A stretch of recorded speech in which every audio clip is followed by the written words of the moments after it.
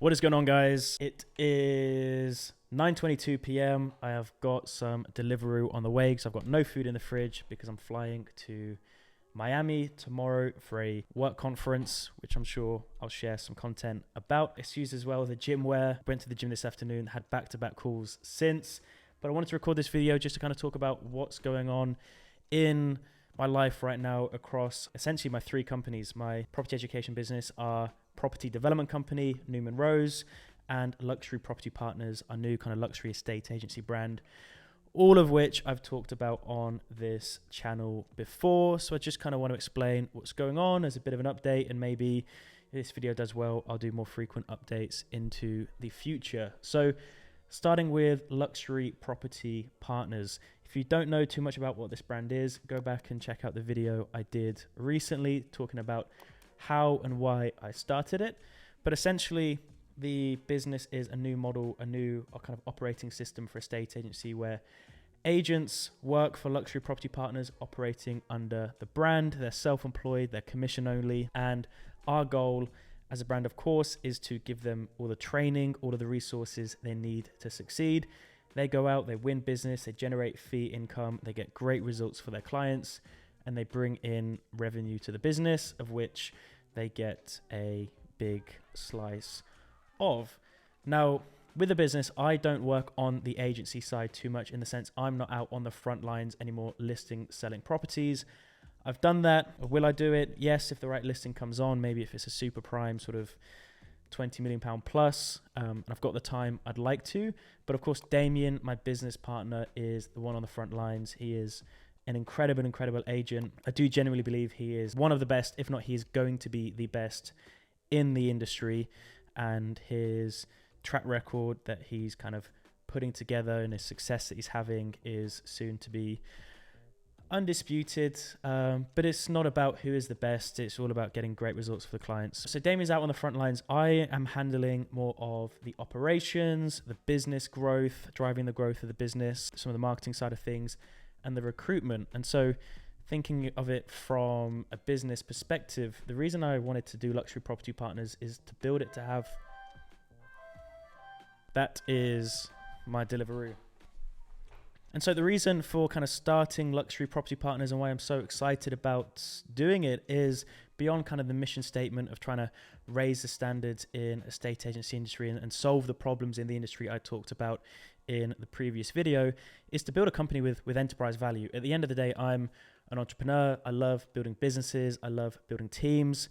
I am passionate about the mission statement of the business, of improving the industry and helping other agents operate under this amazing model where they can earn significant incomes. And it's a really win-win partnership for Luxury Property Partners and the agents that operate under the brand. But I want to build a business that's worth something. So of course, we've got the education business we'll talk about, which is an amazing cash flow business.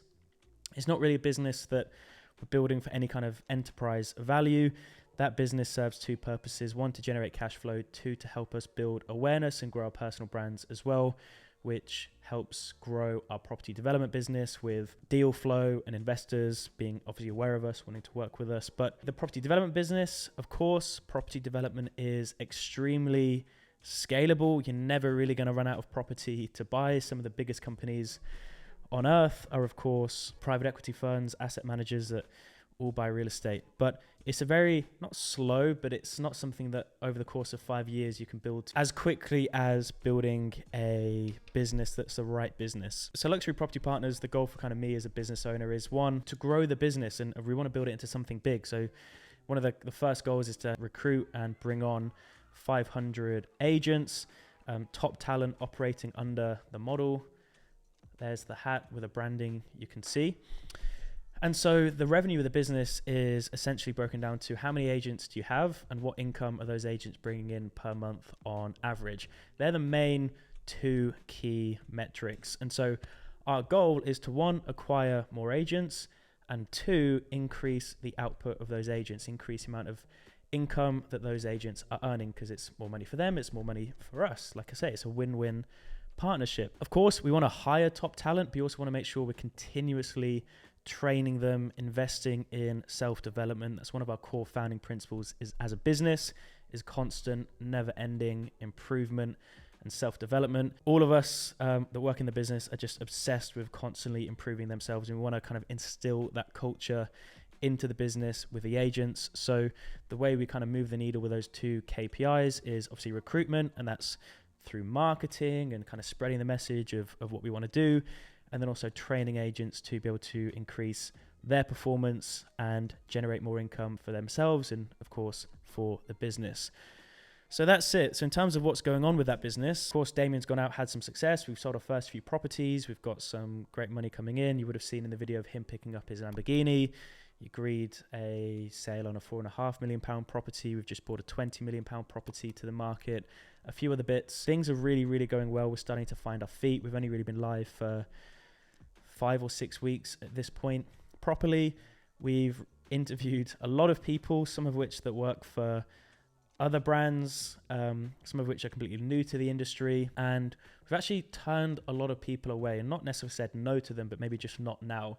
So our immediate goal in kind of the next quarter or two is to build the founding team of 10 agents. And this first 10 agents is really, really important because I think this is going to set the precedent and the standard for the level of talent and the type of culture that we want. And if we can have a founding team of kind of amazing superstars, that's going to be so, so important for us. And from that, we want to make sure we can invest a lot of time, energy, money, training that founding team of 10 and get a lot of success for them, get some amazing success stories. And of course, we can use that to spread the message of Luxury Property Partners and this amazing proposition to bring on more agents on board. So as much as you want to go all guns blazing and say yes to everyone and bring everyone on, it's really important that we have 10 that we can actually dedicate time to, investing in them, training them, giving them all of the resources and support they need, helping them get great results. And then from that, once we're ready, once we can sort of build out a bit of a senior leadership team, sort of improve our onboarding and recruitment processes,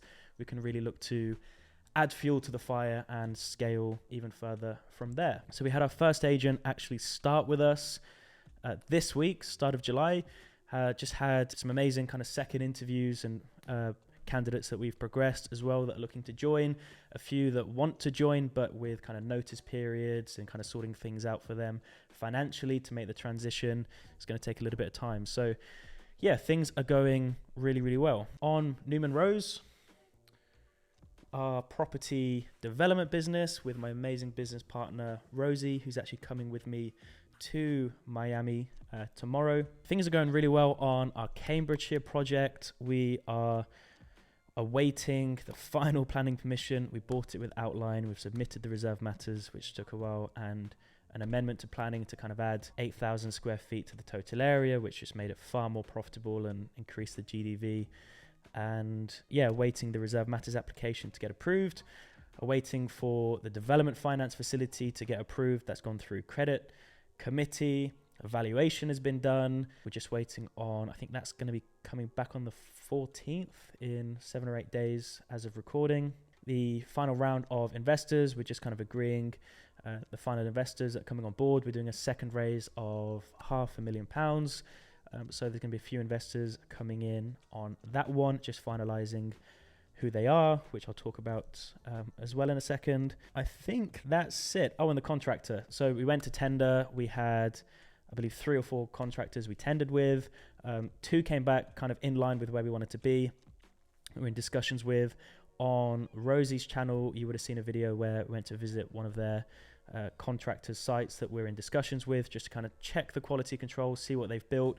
Does it align with the quality of product we want to build?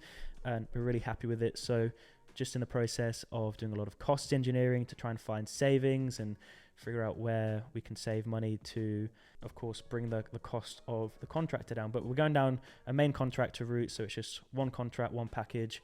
Rosie and I don't want to be on site every single day, managing loads of subcontractors, ordering materials, and just thriving in chaos. We could save a lot of money doing it, but we value our time. And our belief as new breed of property developers is we want to work on the business, not in the business. We want to think in terms of scale. Our other project, which we've been kind of working on, we actually agreed to buy and exchange contracts on it 2 days before Christmas last year. I can't say too much about it. It's a site up in the north of England. We exchanged contracts on it. We signed NDAs and essentially a confidentiality agreement. So I can't say what it is, but similar GDV, be for beautiful, beautiful, beautiful homes, circa 4,000 square feet, that we've actually spent about £50,000 with our architects redesigning, a little bit more actually, architects fees and other fees as well, which we're really excited to build and will really help put the Newman Rose brand on the map in terms of what we want to be building, what we want to be known for. Unfortunately, we purchased that. Our purchase contract was subject to planning, and planning permission has been refused for 2 reasons, which can be solved, and we still believe it does have potential to get planning from what we've been told. So we are still going to pursue it.